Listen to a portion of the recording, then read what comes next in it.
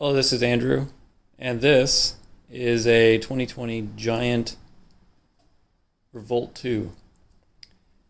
Sorry, I had to think about that a little bit because the other bike I was considering, at least last year anyway, was the Giant Revolt Advanced 2, which is a carbon version of this one. This one's aluminum, and there's a couple of reasons why I went with an aluminum bike. One, it was significantly cheaper, but two, I want this to be my all-purpose bike. And the thought of putting a carbon bike against a signpost or a bike rack or, that kind of stuff in the mix just kind of fills me with a little bit of dread or fear. Because carbon is great for being strong in one direction, but not always so great in being strong in other directions. And that's where aluminum does very well. And the bike that this is going to replace is that bike over here. This is my Giant Defy. It's my current all-purpose bike, but it's not so all-purpose because I don't feel comfortable riding it somewhere and then locking it to a signpost or a bike rack or whatever. But it's great for riding in the wet, which is why it's out in the garage right now, because earlier today I went for a ride in the wet. And then so the Revolt is going to take that bike's place, the Defy's place. And it has quite a few features which makes it a better option. One of them is, besides the aluminum, is that you can fit much wider tires in this bike versus the Defy. The Defy, apparently you can do a 30. I have 28s on there right now. There's certainly no way that you're going to get a 28 plus a fender on there. And I want fenders on here because I like to ride even when it's a little bit damp or snowy or otherwise unpleasant. But this one can fit the fender. This comes with a 38 C tire. I got some 40s with studs on them for when the weather gets really bad. I'm going to fit those on there, and hopefully they fit underneath the fender. Crossing my fingers there. The bike's not very light.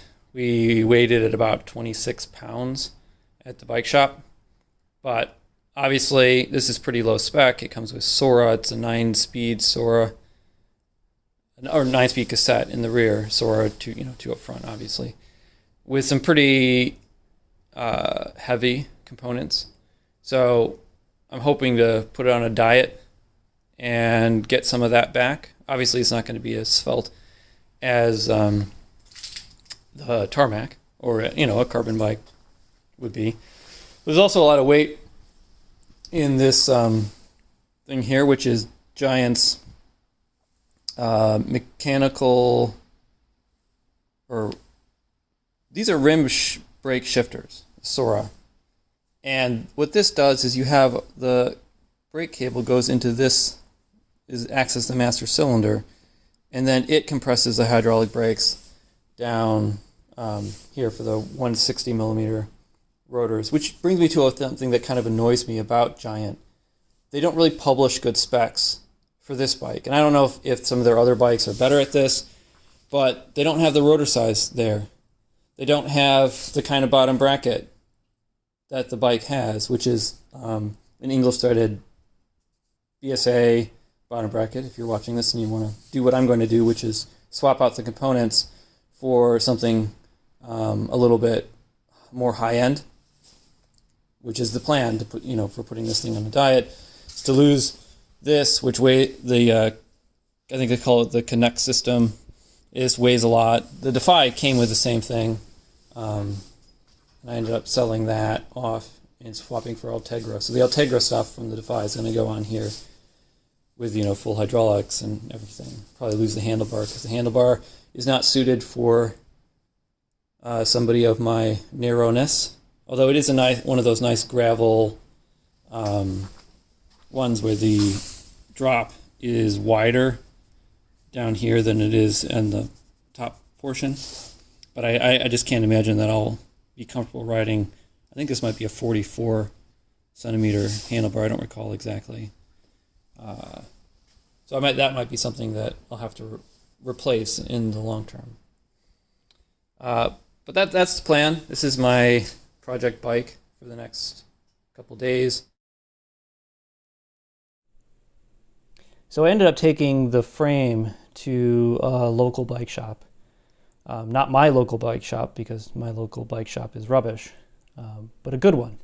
A good local bike shop. And to pull the crank, the square tapered crank and bottom bracket out, which actually saved about a kilo from the bike, and noticed that there's no grease or anti-seize in the frame or on the bottom bracket, which is really bad. I'm not sure what kind of material this is. I expect that it's probably not aluminum. And what would happen is that over time, the frame and the bottom bracket would seize together because there's nothing in here to keep that from happening.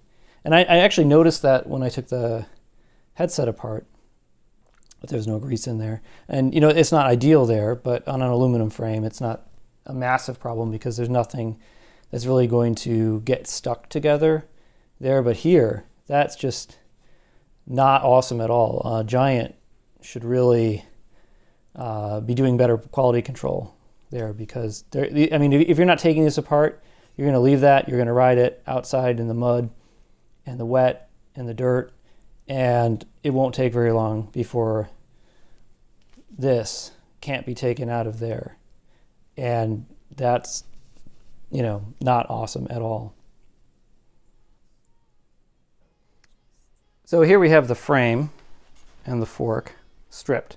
And there's a couple interesting things about the fork. It's all carbon. Well, not all carbon. The bit here is aluminum, and there's also aluminum bits here and here and here, and anywhere where there's a screw. But the whole thing is carbon, which makes for actually a pretty light fork. I want to say it was 0.465 kilos or 465 grams, but I'll throw the measurements up on the screen here. And then the frame itself is about 1.5 kilos. I think it was 1.54, but again, I'll throw the photo of the scale up on here, which makes for a frame that's about 2 kilos, which isn't terrible for an aluminum gravel bike frame. And I think that's well within what I kind of expected it to be. So I'm pretty happy with that. Now it's time to get building.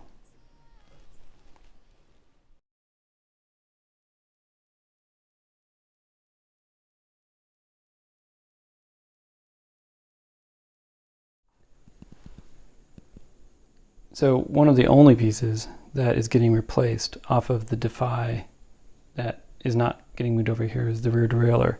The Defy had a short cage Ultegra derailleur, and on this one I'm going to put this RX R800. I think that's the model.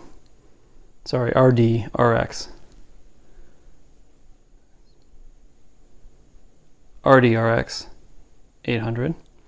And what makes this one interesting is that it has a clutch.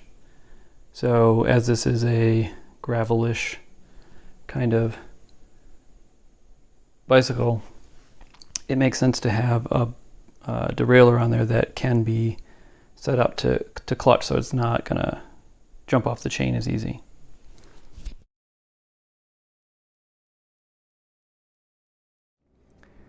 So one of the things that annoys me immensely about giant bikes, or at least the giant bikes that I've played with, is this through axle design, where you spin in the through axle and then it just kind of sticks in a place, and you could I guess force it into the place where it ought to be, but that's not ideal. And the way that you have to fix it, of course, is you just kind of undo this bolt. But it's annoying that you have to do that in the first place. It's not that it's terribly difficult or anything. But then this comes off. And I guess as a security measure, you could just throw one of these in your saddlebag and just ride around like that. But you kind of have to, if you don't want to do that, you have to fit this kind of in the place where you think it looks the best or fits the best, and then, you know, drive this bolt back in. There is, of course, a better way to do this. One is to have just the kind that don't have the lever built in. You just use a hex key to take them out, which is my personal preference. But if you must have a through axle with a lever attached to it, the kind that it rotates around, so you can kind of get it into the place you want it to be. And this is the DT Swiss variety. And then you just kind of, you know, if it was like that, you can just lift it, turn it, and pop it down. And you don't have to get out your hex key to fix it. And so that's something I find so annoying about these through axles, both on this bike and on my Defy. So the build is done, and getting it back on the scale, I found that I didn't save as much weight as I had hoped.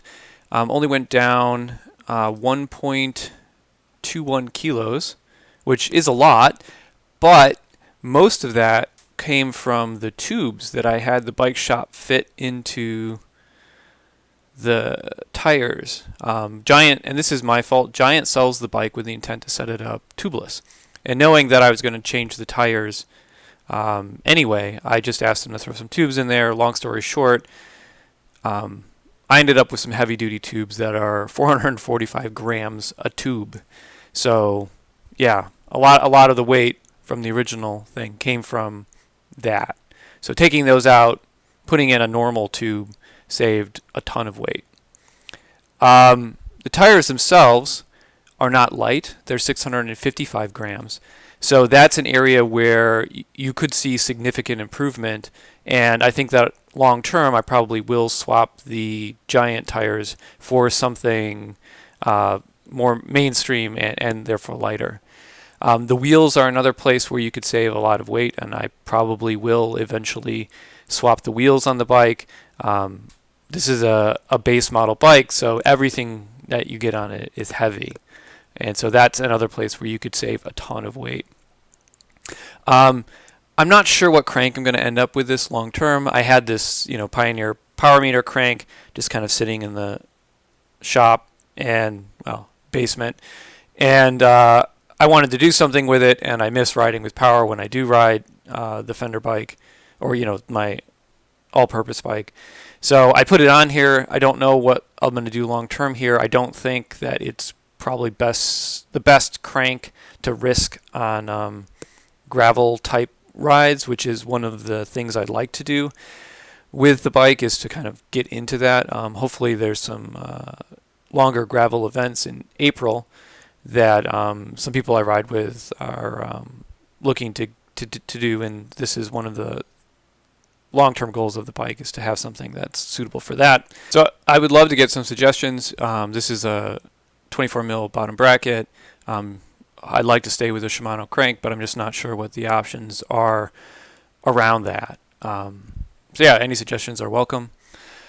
I had intended to change the bar tape, but as I lifted the handlebars and everything straight off the Defy to put on here, once I got it on, the bar tape was in great shape.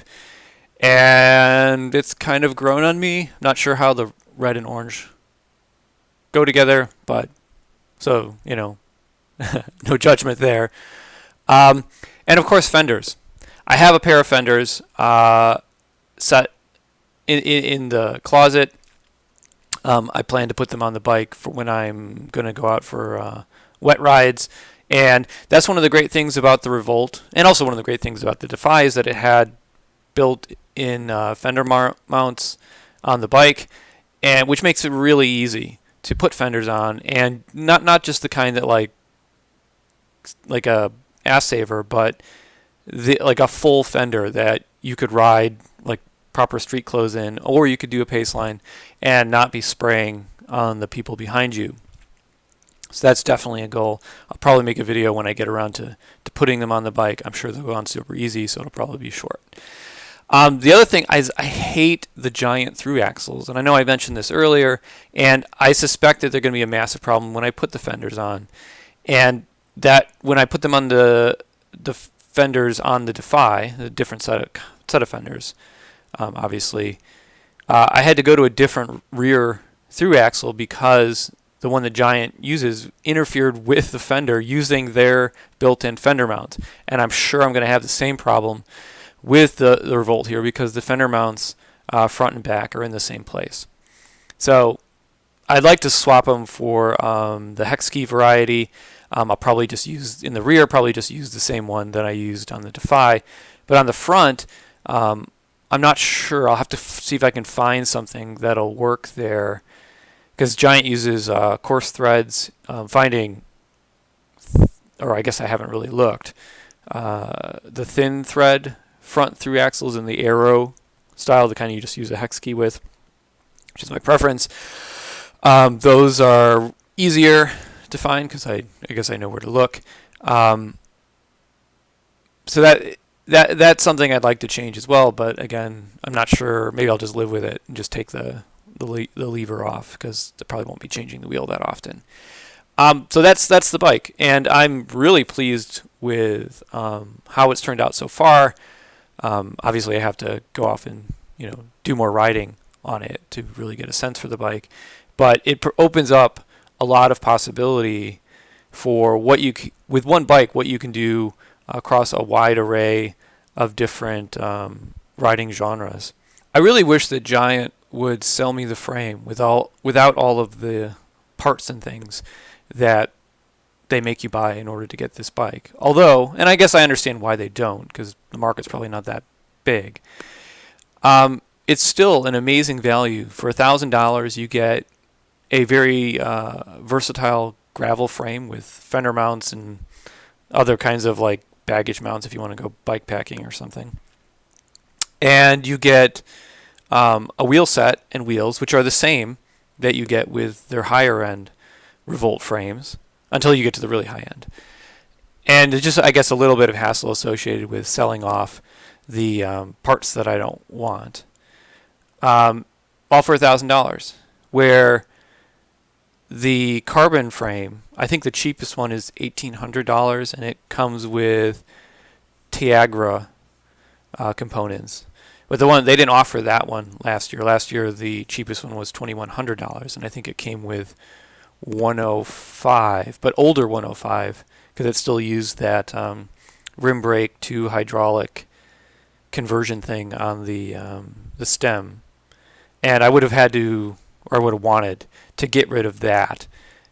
And the other, well, maybe not all the 105 components, but I probably would have done a very similar thing. And the bike costs $2,100. So it's nowhere near the value that I get from doing it this way, which is ultimately why I ended up with a Defy last year, because I got a great deal on that frame, or that, a bike, and did exactly the same thing here. But this bike has so much more capability to run wider tires.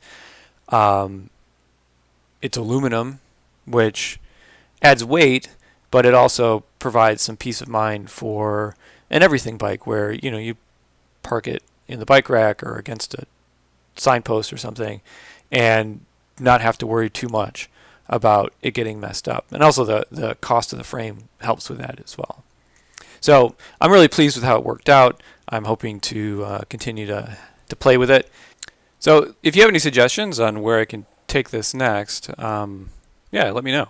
And thanks for watching. And hopefully you found this useful. If you did, like the video, subscribe to the channel, and leave any questions or comments below, and I will get to them as soon as I can. Thanks.